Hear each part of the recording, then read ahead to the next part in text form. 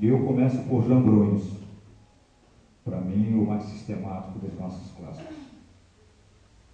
Dizia Bruns que o homem, na sua repartição na superfície terrestre, persegue o encontro com as plantas e com as águas. Ele vai atrás das plantas e vai atrás das águas. Nem sempre atrás das duas. Às vezes vai atrás das plantas e encontra a água, vai atrás da água e encontra as plantas. É a sua necessidade de organizar a sua estrutura geográfica de vida como um modo de vida, uma forma de subsistir e de crescer social, culturalmente, como um processo de história, de autopoiesis, ele construindo-se como um ser humano, ele mesmo, através de suas próprias ações, intervenções, pagando preço pela forma, caminho, como ele vai realizando essa sua autoprodução. E nisso ele é ao mesmo tempo história natural e história social.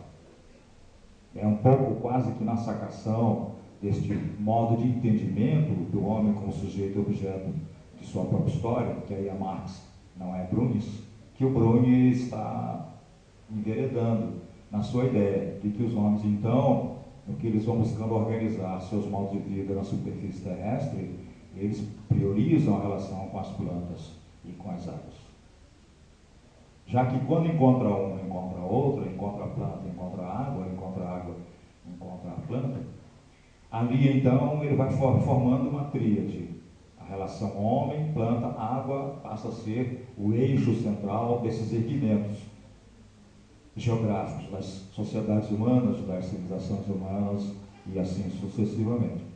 É daí que parte o Bruns, uma visão integrada, uma visão de totalidade. Aí está o homem na sua ação histórica, o homem na sua prática de organizar-se a si mesmo em seu próprio desenvolvimento humano, através da construção da sua própria sociedade, realizando isso em termos geográficos. Aí está então já a geografia presente, socialmente presente. A tal ponto que Bruns poderia mesmo completar essa observação inicial, dizendo que a história humana só existe porque o homem vive uma prática geográfica constante. É no que ele organiza geograficamente sua vida que a história surge. Não a história como um subproduto da geografia. Assim como a geografia não é um subproduto da história, mas tudo isso como um processo de autopoiesis. É dessa relação triádica do homem com a planta e a água, diz Bruns, que então vai se erguendo a sociedade humana em cada pedaço de chão da superfície da Terra, assim surgindo a história dos povos. Olha como pensa esse geógrafo. Isto ele está desenvolvendo num livro que ele escreve em 3 volumes e publica em 1909, Lucas, em 1909. Lá se vão mais de 100 anos. Ele é um dos 4 criadores da geografia na sua versão mais moderna, pós-Humboldt e Ritter, que são os fundadores da geografia moderna. Esse já vem na esteira dos dois, e que eu prefiro chamar de, então, os criadores da geografia clássica. É o quarteto seminal da geografia clássica. Essa que é a que nós praticamos todo dia nas nossas aulas, nas nossas conversas sobre aquela segunda e terceira geografia de que falamos ontem, e assim sucessivamente. 1909. E ele tem umas premonições com relação ao que há de mais avançado, moderno, nas ideias científicas do presente, que só lendo o Bruns, para nós sentirmos a força do seu pensamento. Então, daí vão surgindo as manchas. Daí ele vai erguendo o homem, a sua sociedade, a partir da construção das manchas das lavouras, das manchas das criações, nesta relação baseada nessa tríade da relação dele com as plantas e com as águas. Nos interstícios das manchas das lavouras e das criações vão surgindo as casas e os caminhos. Começa-se a montar o desenho cartográfico propriamente da organização geográfica das sociedades. As localizações, as distribuições como categoria-chave de todo o nosso discurso teórico-metodológico que distingue a geografia das outras áreas de saber, está aí e está aparecendo nitidamente nesse discurso de montagem geográfica da história, da sociedade humana pelo próprio homem, como um processo de autoconstrução na história, na forma da localização e distribuição das casas, dos caminhos. Ali aonde se cruzam casas e caminhos e as casas começam a se amontoar no número maior, crescente, surge a cidade. Junto à cidade surge a indústria. Multiplicam-se esses adensamentos de casas, nos cruzamentos, nas combinações subcaminhos, e com isso multiplicam-se as cidades. Dentro delas, multiplicam-se as indústrias. Então se estabelece o troca-troca, as interações espaciais entre esta cidade e aquela outra, esta cidade beneficiada pela circundância das suas manchas de lavoura e de criação.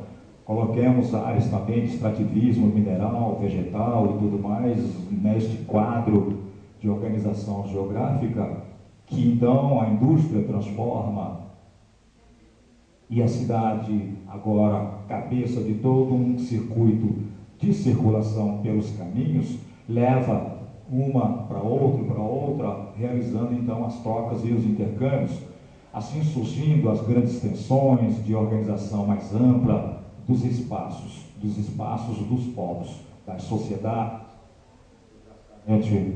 geograficamente organizadas numa extensão mais ampla, com suas culturas, com suas formas de civilização.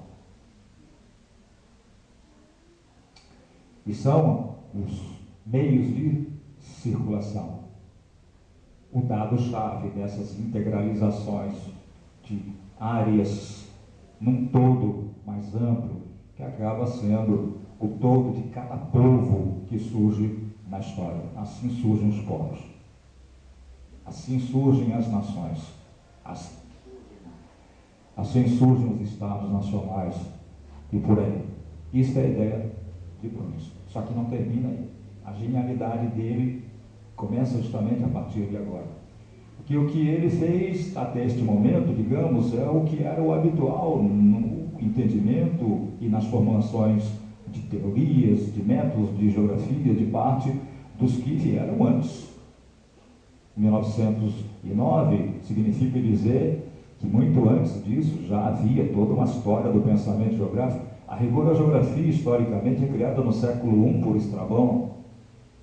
Ela vem progredindo. Quando nós chegamos no século XIX, já são 19 séculos de história do nosso campo de saber, de conhecimento científico. Ele é o grande herdeiro disso, digamos, até no sentido de um grande sistematizador, do ponto de vista da chegada do discurso geográfico ao nosso momento mais contemporâneo, no sentido de arrumar tudo isso em termos de grandes ideias.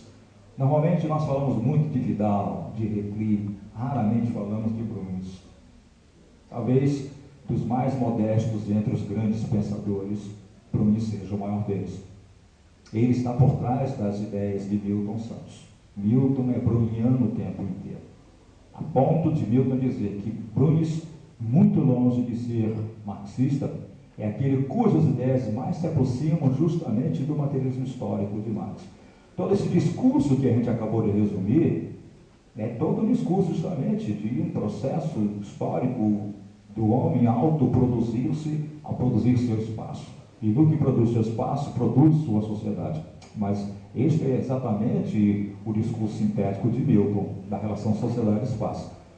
O modo de produção da sociedade é o modo de produção do seu espaço. É produzindo o seu espaço que o homem produz a sua sociedade. Não existe sociedade e espaço. Não existe a conjunção no meio. O que existe é o verbo, é o processo. O processo da história, justamente, é esse o discurso de Brunis, é esse o discurso de Marx. Este é o discurso de Milton. Milton juntando, então, Brunis com Marx. E é interessante lembrarmos sempre isso, porque o Milton não vem de uma formação de graduação em geografia, né? Mas a grande sacação do Milton foi exatamente perceber de por onde passa a coisa geográfica. Não por acaso ele teve uma captação da essência do pensamento e do modo de olhar e ver geograficamente as coisas, com essa transparência toda que chega até nós, fazendo que o mito seja uma referência para o pensamento geográfico nosso, brasileiro, mundial, atual. É que ele parte de um gigante, ele parte de Bruns. Newton cita Bruns o tempo todo. O que faltou de Bruns em Newton é o que eu vou dizer agora, e que é a parte mais impressionante para mim. Diz Bruns, então temos aí os homens e as mulheres vivendo segundo modos geográficos de vida muito bem definidos, muito bem assentados, mas alto lá.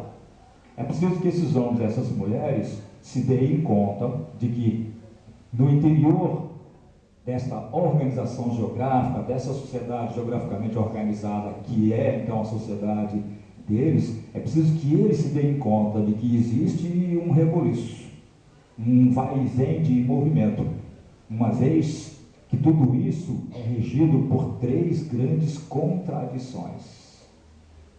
São termos dele, três grandes contradições. A mais geral, no sentido da escala, se aquela que abarca a superfície da Terra como um todo, embora acontecendo pontualizadamente como um todo, mas de um modo múltiplo, ponto a ponto da superfície terrestre, é aquela que ele chama de a contradição entre, olha a linguagem dele, a força louca do Sol e a força sábia da Terra. É a energia termodinâmica do Sol chegando à superfície terrestre, sendo absorvida pelas águas, pelas terras e então pelas plantas no seu processo fotossintético, as plantas passando para os animais através da cadeia trófica e este Sol aqui chegando na forma de energia luminosa e quebrando toda a estrutura do que aqui existe. Força louca do Sol. A energia termodinâmica, que por justamente ser energia termodinâmica, ao circular por dentro da matéria, a matéria organizada desorganiza esta matéria, quebra toda a estrutura molecular ali das substâncias que estão existindo na forma aqui das rochas, aqui na forma das águas, acolá na forma das plantas, mas além na forma dos animais. A energia termodinâmica fluindo por dentro desses corpos, dessas formas de matéria, vai reestruturando, vai quebrando essas estruturas no sentido de obrigar a matéria comodamente organizada a se desfazer nas suas formas de organização para se refazer constantemente. A matéria como uma forma constante de movimento. 1909. Só em 1925 Einstein vai transformar isso numa fórmula física, comprovando matematicamente que a matéria é movimento de energia, e energia é matéria em movimento. Este já é um discurso geográfico de Brugge em 1905, nesta conversa, nessa ideia dele de que a energia solar que aqui chega, Lucas, é desordenadora, é uma fonte de desordem, no sentido de obrigar a matéria a continuar o seu fluxo constante movimento. Ela que era movimento e que se materializa aqui neste, naquele outro tipo de corpo, não tem o direito de ali cair num ponto de inércia e achar que a história terminou ali. A história natural da própria natureza, natural da própria matéria, ali concluiu-se. Não. Chega o Sol, como se fosse um Deus poderoso, e diz à matéria: continue no seu movimento, porque é da sua natureza a inconstância, é da sua natureza, é imanente a você, é da sua própria coisa interna, matéria. Você se desfazer para se refazer num ato contínuo, perpetuamente, porque senão a vida desaparece. Vem e sobrevém apenas a morte. É o movimento que garante a vida. Vida é movimento e morte constantemente. Isto é a ação da força louca, por isso louca, do Sol. Só que vem o contraponto na superfície terrestre, de parte de uma força agora ordenadora, que é a sábia da Terra. A força louca do Sol é contrarrestada, contrarrespondida pela força sábia da Terra. Está falando de novo de energia. Bruni sempre pensando tudo na geografia em termos de matéria e energia. É o supra-sumo de todo o discurso ambiental dos dias de hoje. Este homem já está pensando assim lá pelos idos de 1909, imaginem, se antecipando ao que há de mais avançado nos dias de hoje. Façam a subtração 2011, 1909. E olhem há quanto tempo o Bruni já vem pensando nisso. Está falando da energia gravitacional. Se a energia termodinâmica do Sol aqui chega, desagrega, separa tudo que estava agregado, quebrando a ordem de tudo, instabilizando aquilo que já estava estabilizado, a própria Terra encontra na sua energia gravitacional a maneira de reagregar tudo. Tudo aquilo que foi quebrado, isolado, separado, solto, disperso, agora vem a ação gravitacional da Terra e traz tudo de volta para junto, traz os átomos de volta para se juntarem, recomporem as suas composições moleculares e por aí então as transformações das substâncias, só que não mais do jeito como os átomos se encontravam antes, nas formas das moléculas anteriores, então das substâncias de antes. É isso que faz a matéria progredir, esta contradição entre a força louca do Sol e a força sábia da Terra. Vai ser preciso passar mais tempo ainda, que em 1907,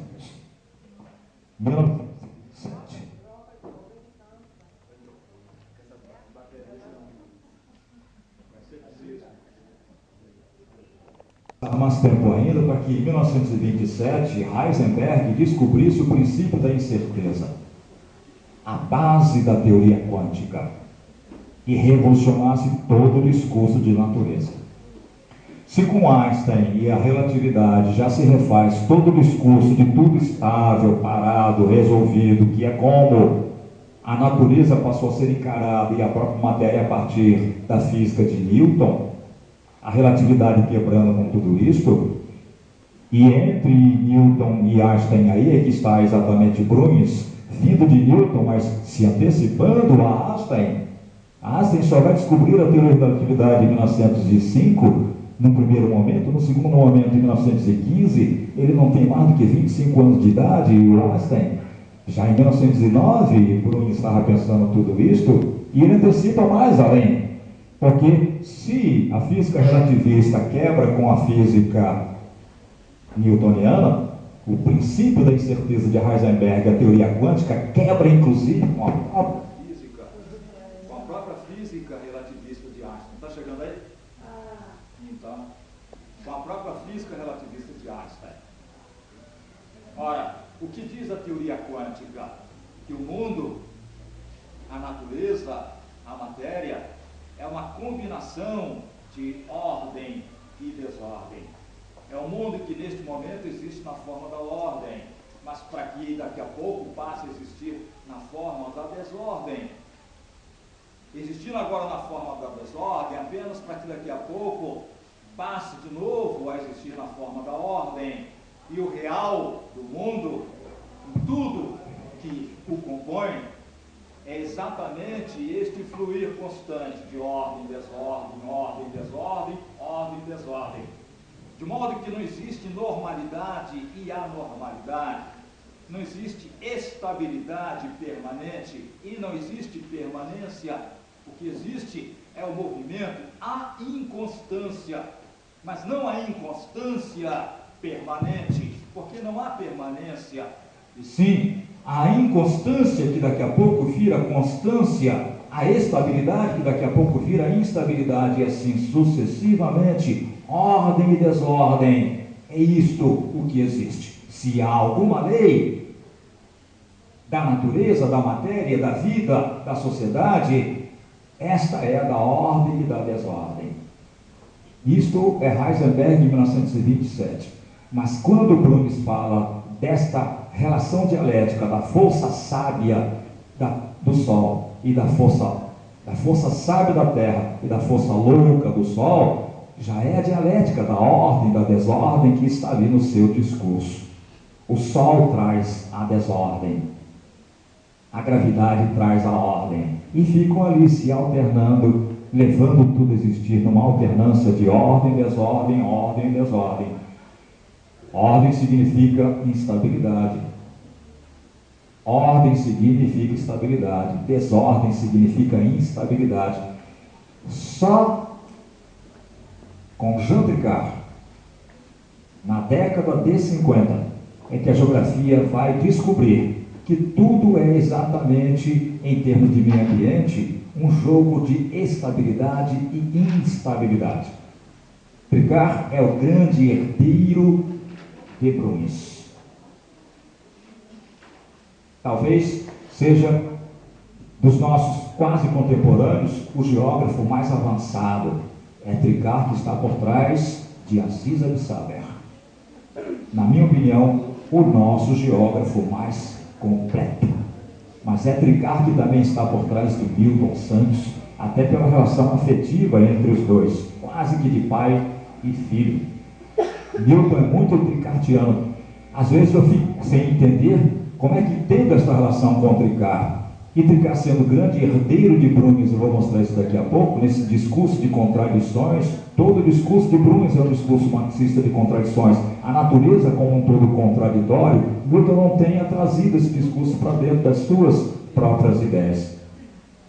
Mas de onde Tricart vai trazer esses discursos? De Bruns. Só que diz Bruns: eis aí então homens e mulheres vivendo dentro da sua ordem geográfica, muito tranquilizados, aquela da estrutura geográfica que criou para a sua própria forma social de vida, e um monte de acontecimentos de instabilidade, de desordenação, de anormalidade, entre aspas, começa a percorrer esta ordem geográfica assim tão belamente construída, e os homens e mulheres não conseguiram entender nada disto. E é isto que eles precisam entender, porque o histórico da estrutura geográfica da sua sociedade é a ordem, mas combinada com a desordem. O homem ordenou a natureza segundo um novo modo de ordenação, a sua ordem geográfica de vida. Mas a natureza é regida por uma contradição de ordem e desordem. E isso ela vai levar para dentro desta geograficidade assim constituída, assim criada. O que significa dizer, diz Bruns, que é preciso que os geógrafos, junto às sociedades, expliquem aos homens e mulheres que o normal é eles viverem em sociedades regidas pela ordem e desordem em termos culturais. Eis aí a primeira chamada da significação social, do socialmente significativo do tema que vocês me deram. É Bruns, já em 1909, dizendo a nós, geógrafos, professores, estudantes de geografia, o que nós temos a dizer à sociedade. Temos a dizer à sociedade, aos homens e mulheres da sociedade de todos os povos, isto: construam geograficamente seus modos de vida, mas tenham sempre culturalmente, dentro da sua concepção de vida, culturalmente falando, esta compreensão de que é preciso saber viver dialeticamente, é preciso saber viver a contradição. É um ensinamento que nem mesmo nós geógrafos tínhamos até a década de 70. É isso que o Lucas falou. Se alguma coisa houve de mudança no pensamento geográfico a partir da década de 70, foi a descoberta de que tudo é contraditório. Tudo é regido pelas contradições. Não somente contradições no sentido das lutas de classes. A natureza é ela mesma contraditória, é ela mesma regida por esta contradição de base. Tua sobre o todo da superfície terrestre, pontualmente, ponto a ponto de cada local, cada pedaço de chão, cada recorte de espaço da superfície terrestre como um todo. E é preciso que os homens tenham a percepção disto. Então, antes que vocês me perguntem por onde que passaria o ensinamento da geografia, de modo que através da geografia se passe pelas escolas para a sociedade como um todo, uma autocompreensão de um modo mais apropriado de vida, de através das escolas, pelo ensino ensinamento da geografia, os meninos e as meninas já irem se culturalizando na ideia de que a vida é isso mesmo, é contradição, é certeza e incerteza, normalidade e anormalidade, e não tudo sempre claro e escuro, preto e branco, bonito e feio. Do ponto de vista da ação dialética da vida, tudo muito bem, não há contradição senão através dos opostos, das combinações por oposições.